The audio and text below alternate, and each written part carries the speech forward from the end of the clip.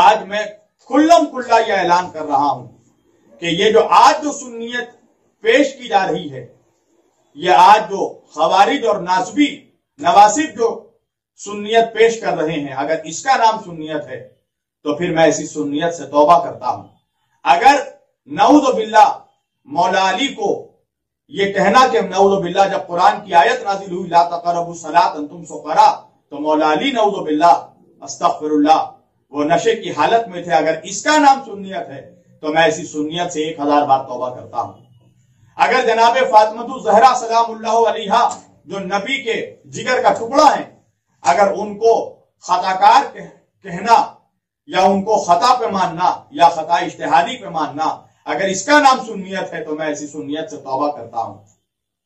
اگر امام حسن علیہ السلام کے جنازوں پر تیر برسانے والوں کو مسلمان سمجھنا یا ان کو صحابہ سمجھنے کا نام اگر سنیت ہے تو پھر میں ایسی سنیت سے توبہ کرتا ہوں۔ اگر یزید کے بیعت کرنے والوں کو صحابی ماننا اگر سنیت ہے تو پھر میں ایسی سنیت سے توبہ کرتا ہوں۔ اگر جناب زینب کبریٰ سلام اللہ علیہا کی توہین کرنے کا نام سنیت ہے تو میں ایسی سنیت سے توبہ کرتا ہوں۔ اگر یہ کہنا کہ کربلا میں چونکہ پانی نہیں تھا، امام حسین باوضو نہیں تھے، تو ان کی شہادت نماز کی حالت میں نہیں ہوئی، اگر اس عقیدے کا نام سنیت ہے تو پھر میں سنیت سے توبہ کرتا ہوں۔ اگر امام حسین علیہ السلام کے قاتل کے ساتھ امیر لگا کر امیر یزید زندہ باد کہنے کا نام سنیت ہے تو میں ایسی سنیت سے توبہ کرتا ہوں۔ اگر وہ سیاست کہ جس سیاست نے یزید کو تخت نشین کیا، اگر ایسی سیاست کے ساتھ زندہ باد لگانے کا نام سنیت ہے تو پھر میں سنیت سے توبہ کرتا ہوں۔ اور ساتھ ساتھ یہ بھی کہتا ہوں، اگر مولا علی علیہ السلام کی عظمت بیان کرنے کا نام شیعت ہے، اگر مولا علی علیہ السلام کی ولایت کا اقرار، ان کی ولایت پر قائم رہنے کا نام شیعت ہے تو پھر میں شیعہ ہوں۔ اگر اہل بیت سے محبت کرنے کا نام شیعت ہے تو میں شیعہ ہوں۔ اگر اہل بیت کو ہر مسئلے پہ حق پہ ماننے کا نام شیعت ہے تو میں شیعہ ہوں۔ اگر جناب مولا علی کو جمل میں صفین میں ہر محاذ پر حق پر ماننے کا نام شیعت ہے تو میں شیعہ ہوں۔ اگر سیدہ فاطمہ زہرا کو ہر مسئلے پہ، چاہے وہ باغ فدق کا مسئلہ ہو، چاہے وہ مباہلے کا مسئلہ ہو، اگر حق پہ ماننے کا نام شیعت ہے تو پھر میں شیعہ ہوں۔ اگر بعد رسول صلی اللہ علیہ وآلہ وسلم مولا علی کو سب سے افضل ماننے کا نام شیعت ہے تو میں اعلان کر رہا ہوں کہ میں شیعہ ہوں، اور فقط میں نہیں شیعہ ہوں۔ اگر بعد رسول مولا علی کو افضل ماننے کا نام شیعہ ہونا ہے، شیعت ہے، تو سنو اکیلا میں شیعہ نہیں ہوں، حضرت عمار یاسر رضی اللہ تعالیٰ عنہ صحابی رسول یہ بھی شیعہ ہیں۔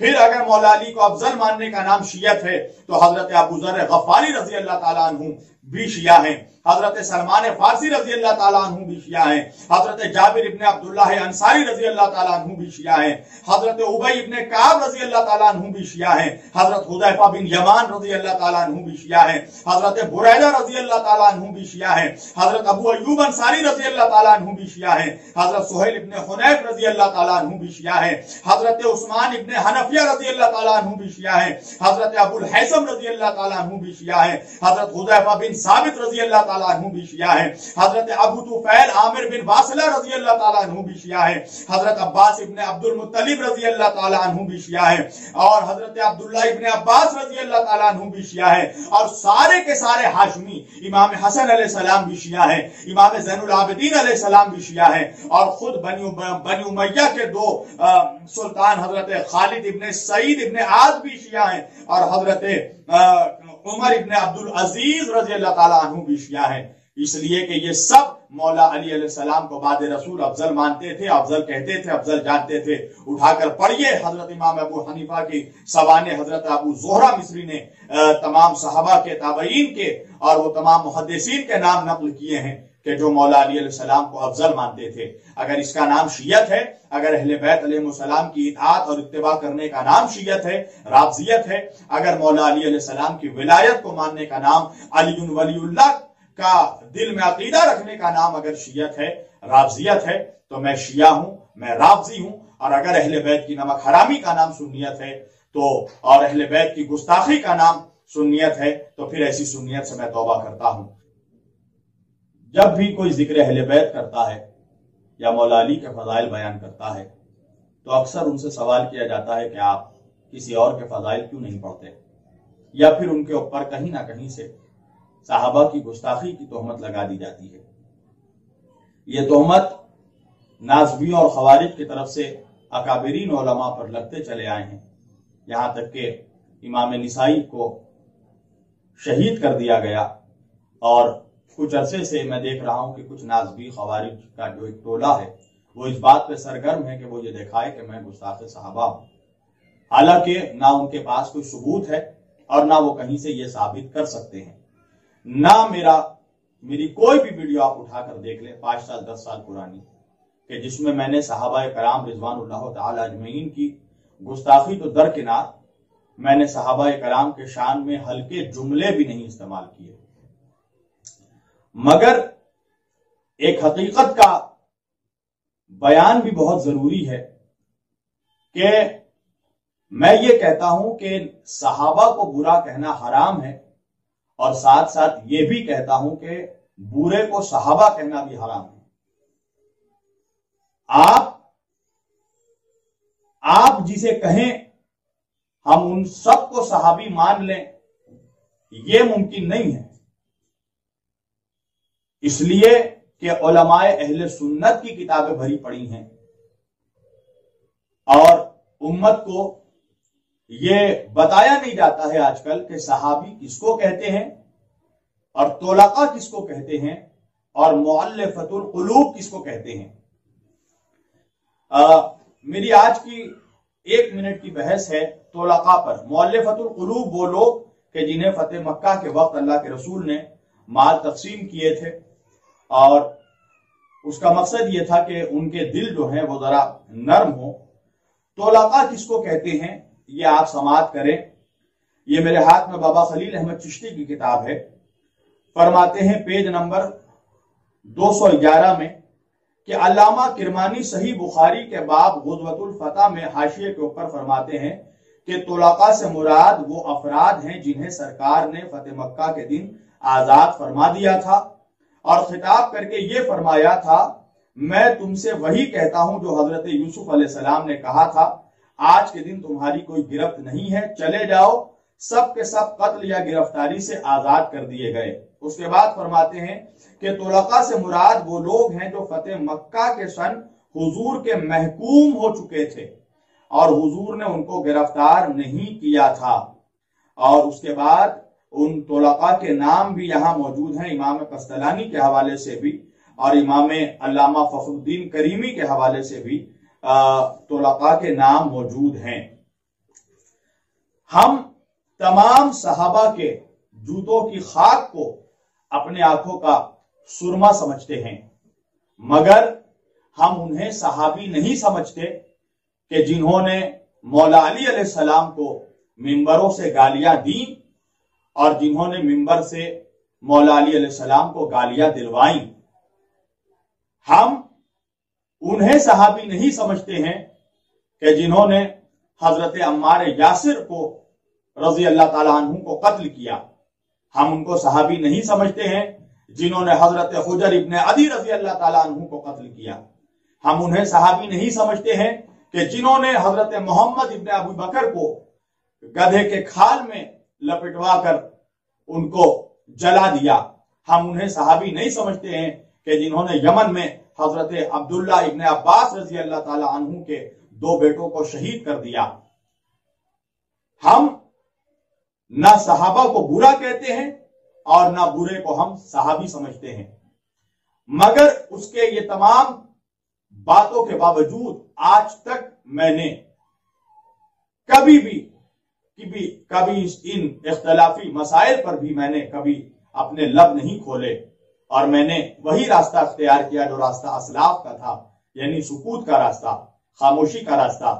حالانکہ تمام کتابیں ہم نے بھی پڑھی ہیں، تمام تاریخیں ہم نے بھی پڑھی ہیں۔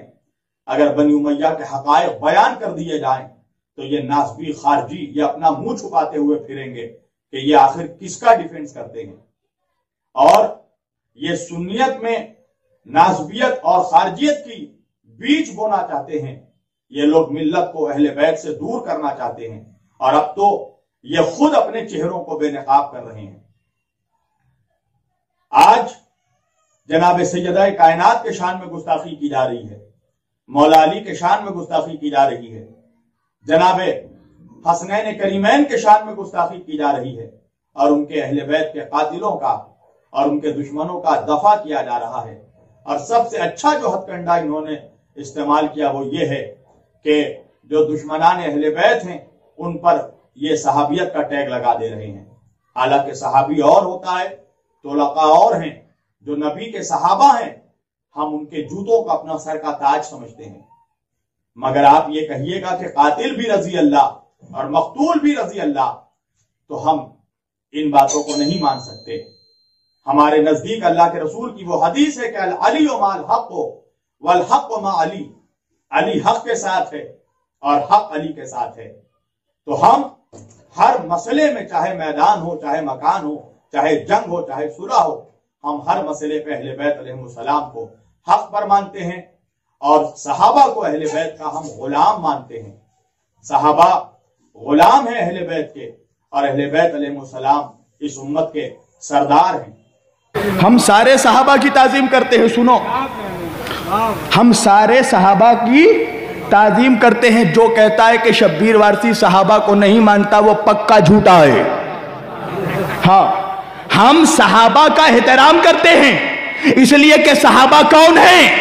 सहाबा कौन है? अगर आसमान पर है तो आसमान के सितारे हैं। सुनना तारीखी जुमला, अगर आसमान पर है तो आसमान के सितारे, अगर जमीन पर है तो कुरान इश्क मुस्तफा के पारे।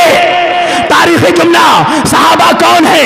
अगर आसमान पर हैं तो आसमान के सितारे हैं, अगर जमीन पर हैं तो कुरान इश्क मुस्तफा के पारे हैं, और अगर नबी के बाद अली के साथ है तो सारे के सारे हमारे हैं।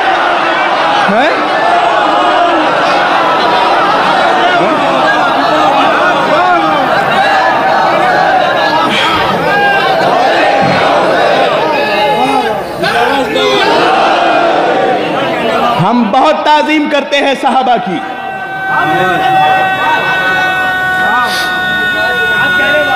माशाअल्लाह।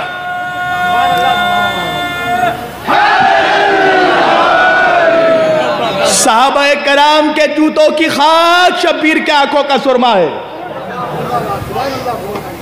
मगर प्रॉब्लम तब होता है जब तुम सहाबा का मुकाबला करवाते हो अहले बैत से, हैं? इसलिए कि दर वाले होते हैं, घर वाले होते हैं। हाँ।